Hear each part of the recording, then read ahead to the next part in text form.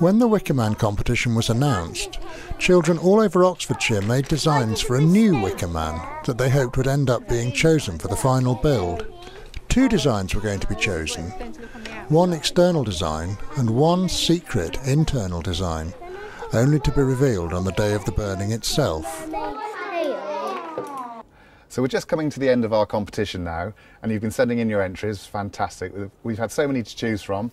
We now take 1,000 of those drawings and we photograph them, and we have them printed on 250 per side onto a cube, and we ask the public when we go on tour with the Wicker Man to choose which one of those entries they think is the internal winning design, and the person that picks the right one, they'll win a prize. But we can raise up to £5,000 with those 1,000 pictures printed on that cube.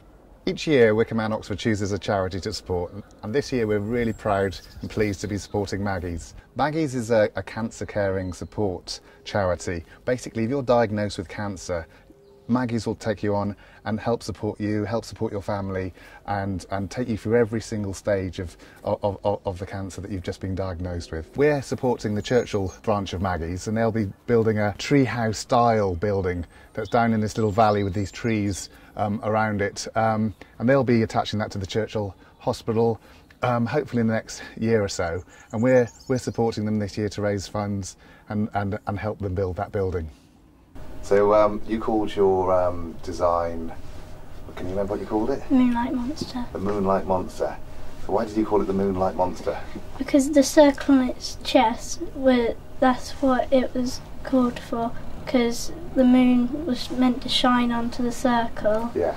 And it was meant to move like a robot. I didn't know what to do when I got to the head, so I did a square for the head and square for the eyes and zigzaggy mouth.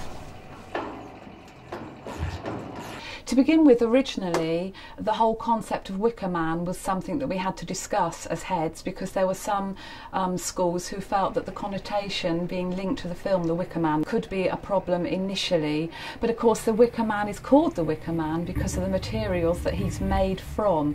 So we were able to talk to the children about that. It wasn't just a part of an art competition, but we were able to look at history, we were able to look at Guy Fawkes and the meaning of the burning, and it's part of the whole curriculum, not just a standalone art project.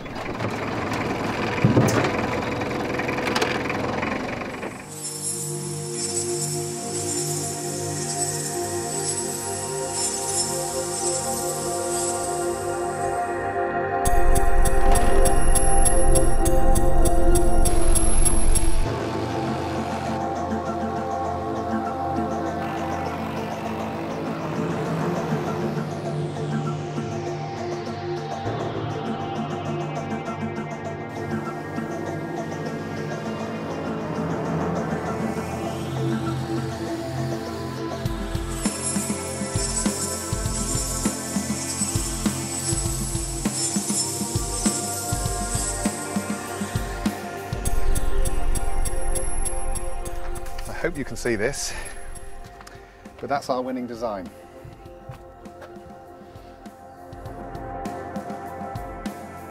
The actual face, the long face, it reminded me a bit of the statues on Easter Island, and then so I can get a great contrast between this and then the snakes, a nest of snakes. So I've made a basic frame. It's very, very crude at this point, but I have to think safety all the time. So we put a lot of straps going through to make it sort of tied to the back so the thing can't delaminate in the wind. Still wanting to keep it lightweight. Also with the rings and with the build, it also allows the wind to blow through slightly. Do you see how you can actually... I use my body to push it up against. There's certainly enough of it. Right, I've let go this time because I knew I had a fairly good start on this one. Now these are a bit finer than the ones that we've been using up to date. Well, I'm actually quite excited at the moment because a certain young Thomas has just turned up, and his mum, now Thomas is our winner this year. Come on Thomas, come in here and let the camera see you. Now I've picked up your design again, that's Thomas's design. Yeah? Because this is going to be right up there on that pole, what I've tried to do is angle it forwards because you'll be looking up at it, you see, with your neck right back. Oh, yeah. So you've got to try, and that's why I angled the nose forward, and then that's why I put the nostrils in, because although you can't see the nostrils from this angle, you can see them from when you're looking below. An ambassador now for all 8-year-olds.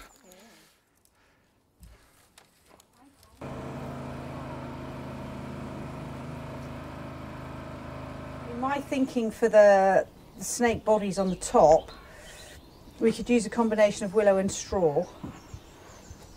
Straw to pack it out, but we can also put the contorted into the snake bodies.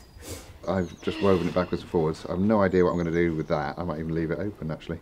Pull the end so it clicks. That's right, it's clicking. Keep going, keep going. Click, click, click. That's that tight. Okay, so there's some there where I've cut points on for you. All right. That's cool. The shape.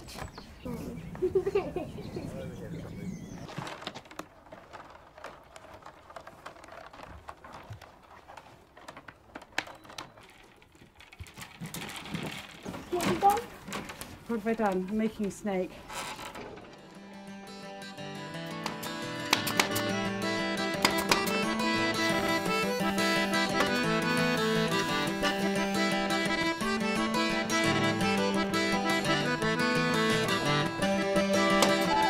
Up to this point, Dan has received no financial support at all, but over 600 people have participated in the project.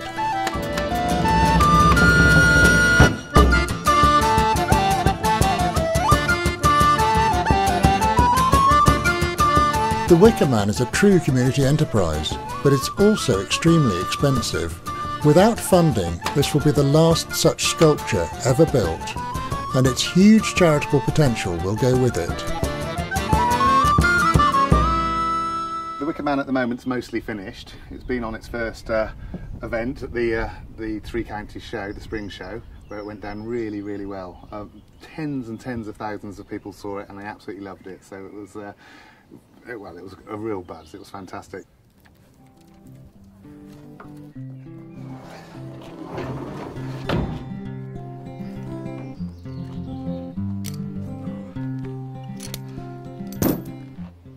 So there we go. The Wicker Man stands.